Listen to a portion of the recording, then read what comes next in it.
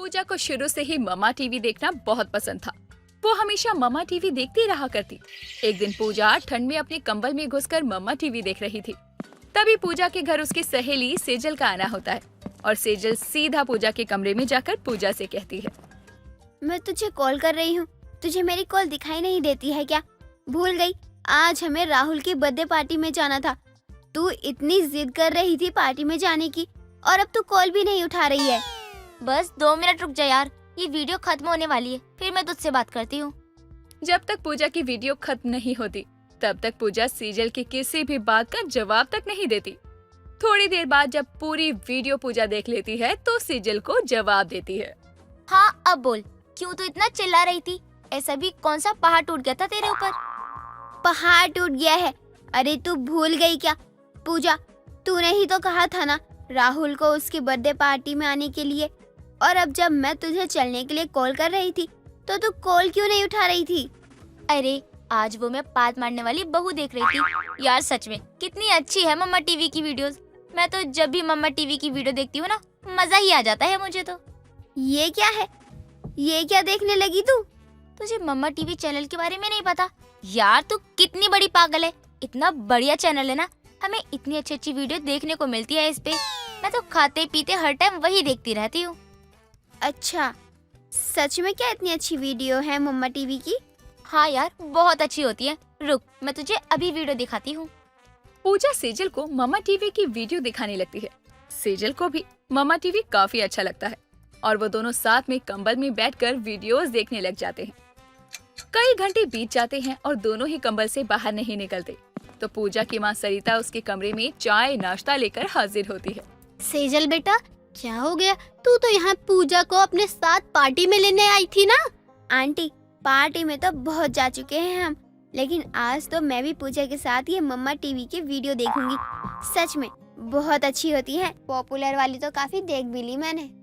अरे विधवा चुड़ैल देखी क्या सेजल बेटा तूने? वो भी बहुत अच्छी लगेगी तुझे। इसका मतलब आंटी आप भी मम्मा टीवी देखती हो? और नहीं तो क्या, ये क्या बस बच्चों के लिए है?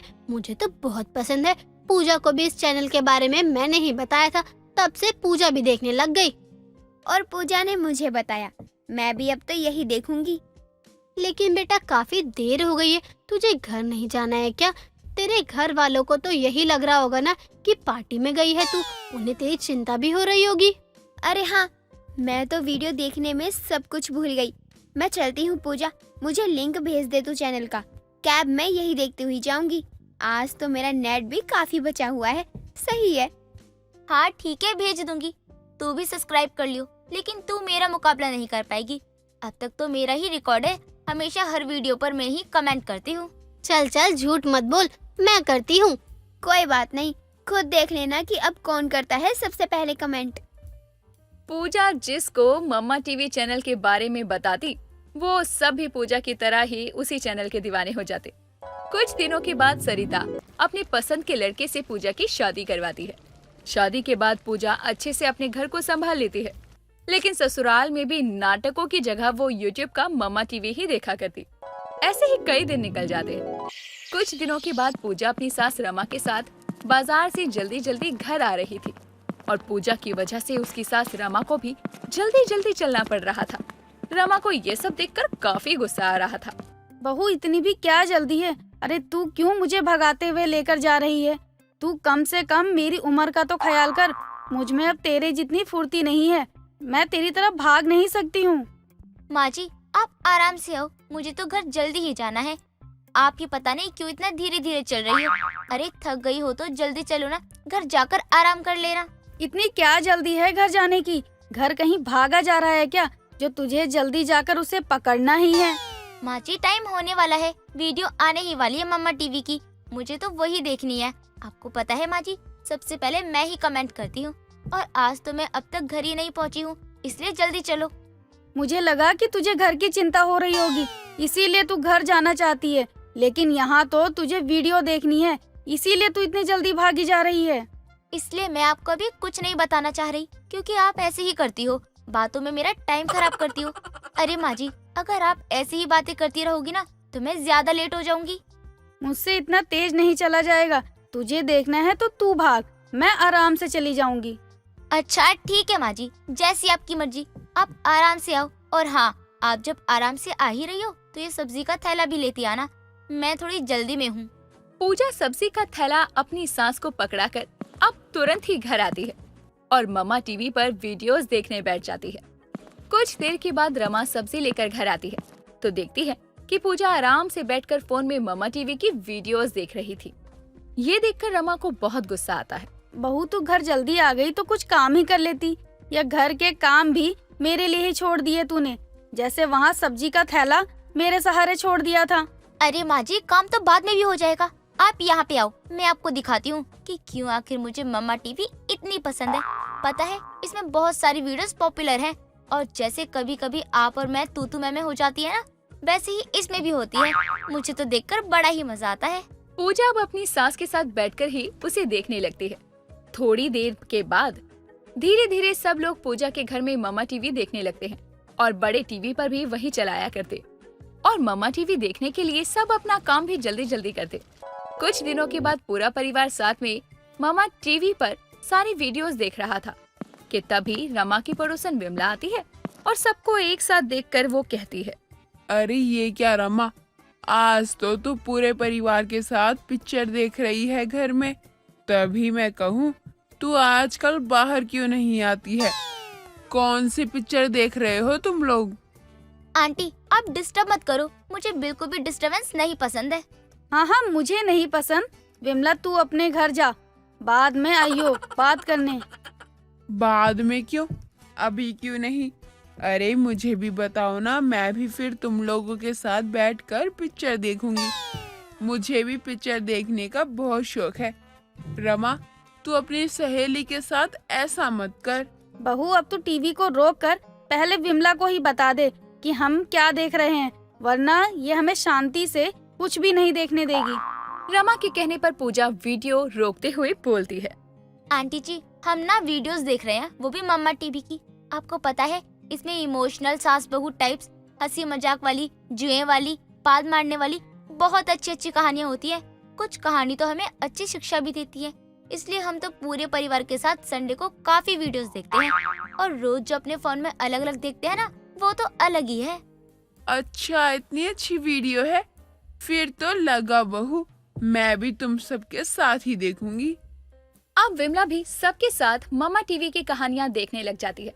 देखते देखते शाम हो जाती है और जब सबको भूख लगती है तो सब उठते हैं और तब विमला कहती है, अच्छा हुआ बहू तूने मुझे बता दिया, मैं तो घर में अकेले बोर होती थी। अब तो मैं यही देखूंगी। आंटी जी, मैंने तो ऑलमोस्ट सारी वीडियो देख ही ली है, तो मैं रिपीट में देख रही हूँ ये सारी। तो अब इतनी अच्छी कहानी हो, एक बार देखो या बार बार देखो, मन कहाँ ही भरने वाला है। हाँ आंटी जी, और आप भी सब्सक्राइब कर लेना। मम्मा टीवी देखने वाली बहू के साथ साथ पूजा से जुड़े लोग भी मम्मा टीवी देखने लग जाते हैं। मुकुल बहुत ही शांत रहने वाला इंसान था, जो किसी से ज्यादा बातचीत नहीं करता था, हमेशा अपने में ही रहा करता। उसके 2 बेटे थे, धीर और सुधीर। वो अपनी बीवी से भी ज्यादा बातचीत नहीं किया करता और उससे दूर दूर रहा करता। एक दिन उसकी बीवी उसके पास आती है और उससे कहती है, सुनिए जी, धीर और सुधीर दोनों बड़े हो गए हैं, अब हमको 2 अच्छी लड़कियां देखकर उन दोनों की शादी कर देनी चाहिए। हाँ, पता है मुझे। अब तुम मुझे मत सिखाओ कि मुझे क्या करना है, समझी तुम? मेरा वो मतलब नहीं था जी। हाँ ठीक है, मैं सब समझता हूँ। जाओ, मेरे लिए चाय बनाओ तुम। मुकुल ये बोल कर चुप हो जाता है और इंदु वहाँ से चली जाती है, जिसके बाद मुकुल और इंदु के बीच हमेशा ऐसी ही खामोशी बरकरार रहती है। एक दिन मुकुल इंदु की तबीयत खराब होने पर उसका हाल चाल नहीं पूछता और ये सब होता देखकर इंदु खुद मुकुल से कहती है, जी शादी के 25 साल हो गए, लेकिन आप मुझसे ढंग से बात तक नहीं करते। क्या मैं जान सकती हूँ कि आप मेरे साथ ऐसा क्यों करते हैं? देखो इंदु, तुम खुश हो ना, मुझे इस बारे में तुमसे कोई बात नहीं करनी है। आपको हमारे बच्चों की कसम है, अब तो आपको सब सच्चाई बतानी ही पड़ेगी। इंदु की कसम देने पर मुकुल को उसे सच्चाई बतानी पड़ती है और वो कहता है, दरअसल तुमसे शादी करने से पहले मैं भोपाल काम करता था और वहाँ मैं मयूरा नाम की लड़की से बहुत प्यार करता था और मैंने उससे शादी कर ली। लेकिन पिताजी की तबीयत खराब होने की खबर सुनकर मैं अपने गांव वापस आया और पिताजी ने मरते हुए मेरी शादी का वादा तुम्हारे पिता से कर दिया और मेरी शादी तुमसे हो गई। मैं किसी को भी मयूरा की सच्चाई नहीं बता पाया। आप इतने सालों में मुझे एक बार तो ये सच्चाई बता सकते थे ना, आपने कभी मुझे बताया क्यों नहीं? मुझ में भी इतनी हिम्मत नहीं थी कि मैं तुमको कुछ बताऊं। मुझे माफ कर दो। मैं अपनी सौतन के साथ रहने के लिए तैयार हूँ। आप जाइए और उसको यहाँ ले आइए। न जाने बेचारी इतने सालों से कैसे रह रही होगी। इंदु की बात सुनकर मुकुल की आंखों से आंसू छलक आते हैं, जिसके बाद वो भोपाल मयूरा को लेने जाता है और इंदु अपने दिल पर पत्थर रखकर इन सब की तैयारी कर लेती। और कुछ दिनों बाद मुकुल सोनम नाम की एक लड़की के साथ वापस आता है और इंदु उसे देखकर कहती है, जी ये कौन है? इंदु, मयूरा मुझे छोड़कर इस दुनिया से चली गई। ये मेरी बेटी है सोनम। इंदु उसका स्वागत करती है और अपनी घर आई सौतेली बेटी को उसे कमरा दिखाकर आराम करने भेज देती है। जिसके बाद सोनम अपने कमरे में आकर खुद से कहती है, मिस्टर मुकुल, तुमको क्या लगता है तुम मुझे यहाँ अपने घर में रख लोगे और मैं तुमको माफ कर दूंगी? मेरी माँ ने तुम्हारा इतना इंतजार किया है। वो कितना रोई है, कितना तड़पी है और तड़प तड़प कर वो मर गई है। और मैंने खुद समाज में कितने ताने सुने हैं, कितना रोई हूँ। अब मेरे हर एक आंसू का हिसाब तुमको देना होगा। सोनम ये बोलकर अपनी आंख से निकलते आंसुओं को पोंछ लेती है। जिसके बाद वो पहले तो मुकुल के परिवार से मिलने जुलने की कोशिश करती है। उसके सौतेले भाई भी उसे अपना लेते हैं। एक दिन सोनम इंदु के पास आती है और कहती है, माँ, आज आप खाना रहने दीजिए, मैं बना दूंगी। बेटी तो आराम कर, मैं बना लूंगी। सोनम अपनी माँ की नहीं सुनती और खुद खाना बना देती है। लेकिन वो सारा खाना बहुत ही बेकार बनाती है। और जब पूरा परिवार खाना खाता है तो इंदु का बेटा धीर कहता है, माँ, ये कैसा खाना बनाया आपने? इससे वाहियात खाना मैंने जिंदगी में कभी नहीं खाया है। पर ये खाना तो सोनम ने बनाया है।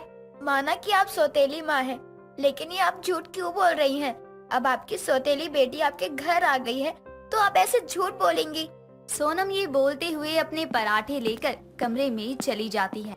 और ये सब होता देखकर मुकुल कहता है, देखा, रुला दिया ना बेचारी को। तुम्हारी उससे दिक्कत क्या है? देखो, बेचारी पराठों के साथ अचार भी नहीं लेकर गई। मुकुल ये बोलकर खुद भी वहाँ से उठकर चला जाता है। और ये सब होता देखकर इंदु की आंखें भर आती हैं। सुधीर भी ये सब होता देख रहा था। जिसके बाद वो सब समझ जाता है कि सोनम ने ये सब कुछ जानबूझकर किया है। दिन गुजरते हैं और राखी का दिन आता है और सोनम अपने दोनों सौतेले भाइयों को राखी बांधती है। जिसके बाद जब शाम को वो मंदिर जा रही होती है तो कुछ लड़के उसे परेशान करने लगते हैं। और तभी धीर और सुधीर वहाँ आकर उन लड़कों को जमकर मारते हैं। और सोनम दोनों से कहती है, थैंक्स भैया, इन बदमाशों को सबक सिखाने के लिए। तूने राखी बांधी है, तेरी रक्षा करना तो हम दोनों का फर्ज बनता है। आखिर तू बहन है हमारी, सौतेली ही सही। चल अब घर चलते हैं। सुधीर और धीर ये बोलकर सोनम को लेकर घर आते हैं। एक दिन वो खुद से कहती है, इस इंदु की वजह से मुकुल ने मेरी माँ को छोड़ा था ना। अब इसे इस दुनिया में जिंदा रहने का कोई हक नहीं है। माँ, मैं तेरी दोषी को तेरे पास भेज रही हूँ ताकि तू उससे अपने सब आंसुओं का हिसाब ले सके। सोनम ये बोलकर घर की सीढ़ियों पर तेल गिरा देती है। और जैसे ही इंदु सीढ़ियों से उतरने लगती है तभी उसका पैर फिसल जाता है और वो गिर जाती है। जिसके बाद उसके पैर की हड्डी टूट जाती है और वो बिस्तर पकड़ लेती है। सोनम परिवार को दिखाने के लिए इंदु की सेवा का नाटक करती है और शाम के समय अपने कमरे में आकर खुद से कहती है, आज मेरी माँ की आत्मा को थोड़ी शांति मिली होगी अपनी सौतन को दुखी देखकर। अब इन बेवकूफों को कौन समझाए कि इनके घर सौतेली बेटी नहीं, मनहूसियत आई है जो इस परिवार को बर्बाद कर देगी। सोनम की ये बात दरवाजे पर खड़ा सुधीर सुन रहा था, जो अंदर आकर उससे कहता है, सही कर रही हो तुम इस परिवार के साथ। जिस परिवार ने तुमको इतना प्यार दिया वो इसी लायक है कि तुम उनको दुख दो और जलील करो। भैया, आप यहाँ? हाँ, मैं शुरू से जानता हूँ कि तुम इस परिवार का भला नहीं चाहती हो, क्योंकि पापा की वजह से तुम्हारी माँ को दुख मिले थे। लेकिन इसमें मेरी माँ की क्या गलती है? अपने बदले की भावना को साइड में रखकर कभी एक बार मेरी माँ के बारे में भी सोच के देखो।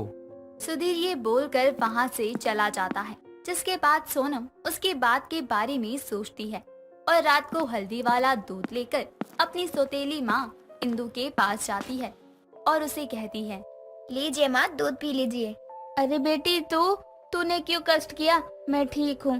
सारा दिन मेरी सेवा करती रहती है, थक गई होगी। जाकर सो जा। मुझे आपको ये बताना था कि आपको सीढ़ियों से गिराने वाली मैं थी। आपकी वजह से मेरे बाबा ने मेरी माँ को छोड़ दिया और अब मैं आपको सबक सिखाना चाहती थी। मैं जानती हूँ ये सब तूने किया था, लेकिन मैंने तब भी तुझे कुछ नहीं बोला क्योंकि मैंने हमेशा तुझे अपनी बेटी माना है। मुझे कभी उनकी पहली शादी के बारे में पता नहीं था। अगर पता होता तो मैं ये अनर्थ ही नहीं होने देती। जो धोखा तूने झेला है वही मुझे भी मिला है मेरी बेटी। क्या? हाँ, और जब मुकुल जी ने मुझे सब बताया तो मैंने बिना कुछ सोचे समझे मयूरा को लेने भेज दिया।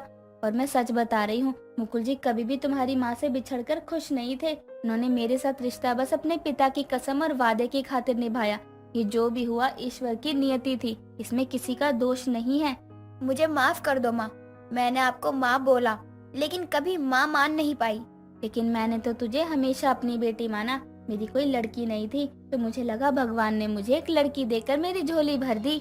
इंदु ये बोलकर सोनम को गले से लगा लेती है, जिसके बाद सोनम इंदु की दिल से सेवा करती है और कुछ ही दिनों में वो बिल्कुल ठीक हो जाती है।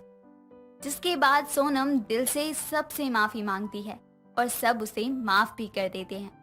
और कुछ सालों बाद मुकुल सोनम के लिए एक अच्छा सा लड़का देखकर उसकी शादी कर देता है और घर आई सौतेली बेटी अपने ससुराल चली जाती है। नेहा अपनी माँ के साथ रहा करती थी। नेहा के पिता की काफी समय पहले एक हादसे में जान चली गई थी, इसीलिए अब कामिनी ने ही अपनी बेटी नेहा को पाला था। बढ़ती महंगाई और गरीबी की वजह से कामिनी अपने घर में बहुत सादा खाना ही बनाया करती। ऐसे ही हर दिन की तरह कामिनी ने घर पर दाल चावल बनाए हुए थे और स्कूल से नेहा लौट कर आती है और अपनी माँ से कहती है, माँ जल्दी से कुछ अच्छा सा खाने को दे दो, बहुत तेज भूख लगी है। पेट में चूहे कबड्डी खेल रहे हैं। हाँ बेटा, बनाया है ना, दाल चावल बनाया है और आलू का चोखा। लेकिन माँ कल भी तो खाया था ना दाल चावल और चोखा, और परसों भी, और फिर उससे एक दिन पहले भी। मैं जानती हूँ बेटी, लेकिन घर में जो होगा मैं तो वही बनाऊंगी। आज और खा ले, कल मैं तेरे लिए कुछ अच्छा सा बना दूंगी। माँ आप कुछ अलग क्यों नहीं बनाती हो? मुझे दाल चावल नहीं खाना, मैं जा रही हूँ। इतना कहकर अब नेहा घर से बाहर चली जाती है और वहाँ उसे उसकी दोस्त सुमन मिलती है। वहीं दूसरी ओर घर में नेहा की माँ कामिनी रोते हुए खुद से कहती है, हे भगवान, मैं अब क्या करूँगी? मेरी एक ही बेटी है, लेकिन गरीबी के चलते उसका भी कुछ पसंद का खिला नहीं पाती हूँ। यहाँ कामिनी अपनी बेटी के लिए परेशान हो रही थी। वहीं दूसरी ओर नेहा को गुस्से में देखकर सुमन उससे कहती है, अरे नेहा, क्या बात है, तू इतनी परेशान क्यों है? कुछ हुआ है क्या? तेरी माँ ने तुझे कुछ कहा? कुछ नहीं यार, मेरे लिए ये सब नया नहीं है। हर दिन किसी न किसी बात पर मेरी और माँ की लड़ाई हो जाती है। ये बता कि तू कहाँ जा रही है? मैं तो यार बाजार जा रही थी, सोचा कि आज बाहर से ही कुछ खा लूं। तू चलेगी क्या मेरे साथ? यार भूख तो मुझे भी लग रही है, एक काम करती हूँ, इसी के साथ चलकर खा लेती हूँ। लेकिन मेरे पास तो पैसे भी नहीं हैं। अरे तुझे क्या हो गया? अब कहाँ अपने सपनों में खो गई तू? कुछ नहीं, बस तू जा, मैं नहीं जा पाऊंगी। मेरे पास इतने पैसे नहीं है ना कि मैं कहीं बाहर जाके कुछ खा सकूं। अरे तो क्या हो गया, मैं दे दूंगी तेरे पैसे भी। तू बस मेरे साथ चल, हम दोनों खा लेंगे। अब दोनों बाजार कुछ खाने के लिए चले जाते हैं। वहीं दूसरी ओर नेहा की माँ कामिनी उसका इंतजार कर रही थी, पर अभी तक नेहा घर नहीं आई थी। उसकी चिंता में वो यहाँ से वहाँ घर के बाहर ही टहल रही थी और नेहा सुमन के साथ बाजार में मोमोज खा रही थी और घर पर नेहा की माँ उसका इंतजार कर रही थी। हे भगवान, ये लड़की गुस्से में ना जाने कहाँ चली गई। उसने कुछ खाया भी नहीं है, भूखी प्यासी पता नहीं कहाँ घूम रही होगी। खाना भी ठंडा हो गया है, एक बार गर्म कर देती हूँ, क्या पता आ ही रही हो। कामिनी नेहा के लिए खाना गर्म करती है तो वहीं दूसरी ओर नेहा बाजार में चाउमीन के मजे ले रही थी। यहाँ कामिनी खाना गर्म करने के बाद घर के बाहर बैठ जाती है और नेहा का इंतजार करती है। तो बाजार में नेहा गोलगप्पे खाते हुए आनंद ले रही थी। अरे वाह सुमन, ये गोलगप्पे तो बहुत ही मजेदार है। मुझे तो पता ही नहीं था कि यहाँ इतना कुछ मिलता है। नेहा तू भी क्या याद रखेगी? मेरे साथ रहेगी तो मजे में ही खाए पिएगी और ऐश करेगी। यार सुमन, तेरे पापा तो पैसे वाले अमीर हैं, लेकिन मैं तो गरीब हूँ। मैं ये सब रोज रोज नहीं खा सकती।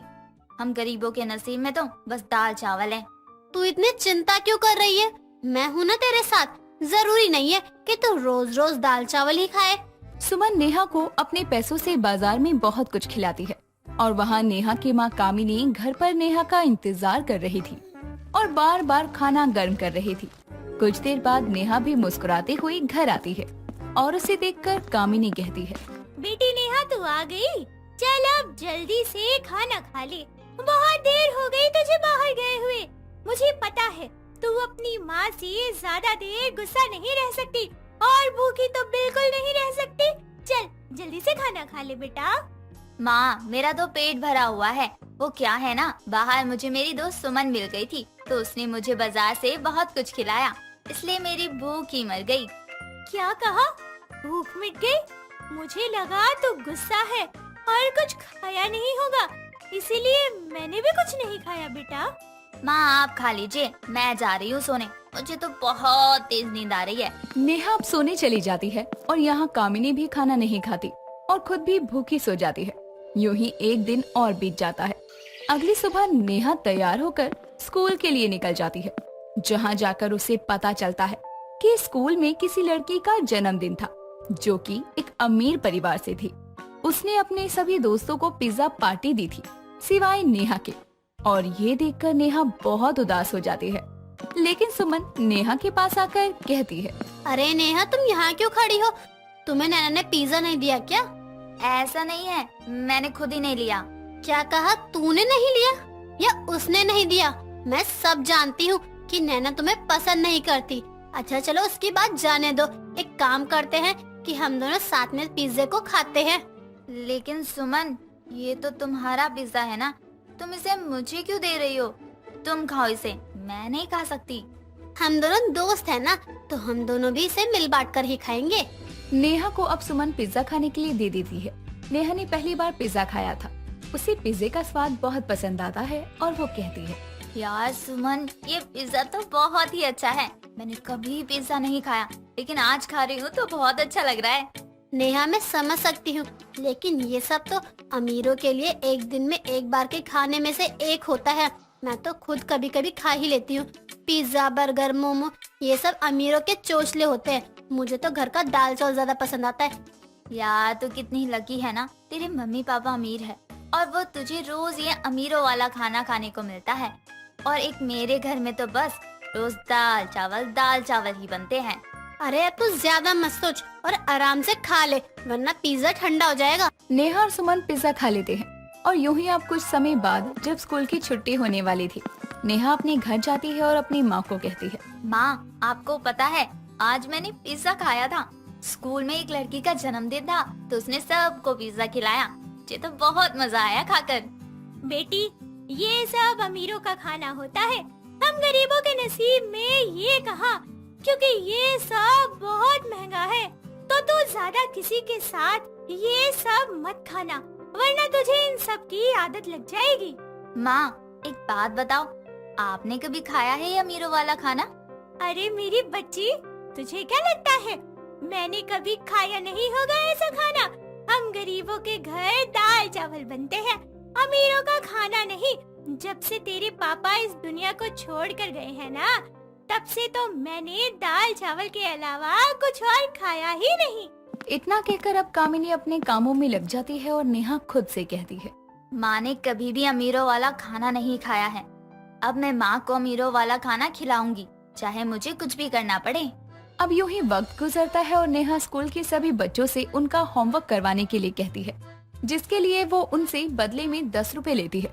धीरे धीरे दिन बीतते हैं और कुछ दिनों बाद नेहा की माँ का जन्मदिन था, तो इसीलिए वो होमवर्क करके मिलने वाले पैसों से अपनी माँ के जन्मदिन पर बहुत सारा अलग अलग तरह का खाना लेकर आती है, जो कि कामिनी ने कभी नहीं खाया था और कुछ को तो देखा तक नहीं था। ये सब कहाँ से आया बेटी? माँ ये अमीरों वाला खाना है। आपने कहा था ना कि आपने अमीरों वाला खाना कभी नहीं खाया, तो मैंने सोचा कि आपके जन्मदिन पर क्यों ना मैं आपको ये खाना खिलाऊं। जरूरी नहीं है ना कि बस अमीर के घर ही अमीरों वाला खाना आए। गरीब के घर भी तो अमीरों वाला खाना हो सकता है ना। लेकिन बेटी, ये सब करने के लिए पैसे कहाँ से आए? अब नेहा कामिनी को सब कुछ बताती है और अपनी बेटी की बातें सुनकर कामिनी की आंखों में आंसू आ जाते हैं। दोस्तों, अगर आपको ये कहानी पसंद आई तो इसे लाइक करें, शेयर करें और कमेंट करके बताएं कि कहानी में आपको सबसे अच्छा क्या लगा।